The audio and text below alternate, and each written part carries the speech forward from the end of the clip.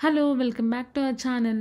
Day 3 క్రొయేషియాలో Brijuni national park and ఐలాండ్‌కి వెళ్దామని ప్లాన్ చేసుకున్నాము. ఫస్ట్ ఈ నేషనల్ పార్క్‌కి వెళ్ళాలంటే మనం ఫెర్రీ త్రూనే వెళ్ళగలము. 20 మినిట్స్ ట్రావెల్ ఉంది. అండ్ పర్ పర్సన్ €40 చార్జ్ చేస్తున్నారు. ఇక్కడికి వెళ్ళాక స్కూటీ, సైకిల్ ఇంకా ట్రైన్ ఆప్షన్స్ గూడా ఉన్నాయి.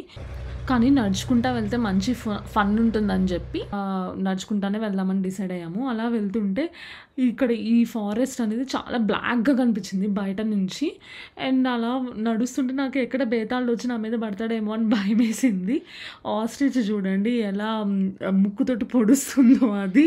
బ్లాక్ ఆస్ట్రిచ్ ఇంకా కొన్ని పీకాక్స్, జీబ్రాస్ ఇవన్నీ ఉన్నాయి. మా ఫ్రెండ్స్ ఏమో జీబ్రా పక్కన నించో దాని మీద ఉన్న లైన్స్, నీ డ్రెస్ మీద ఉన్న లైన్స్ పర్ఫెక్ట్‌గా మ్యాచ్ అవుతది అంటున్నారు. ఇక్కడ పక్కన ఒక ఆమె వచ్చి మీరు ఎక్కడి నుంచి వస్తున్నారు అని అడిగింది. ఇండియా నుంచి అని చెప్తే మీకు ఇందిరాగాంధీ తెలుసా అని అడిగింది.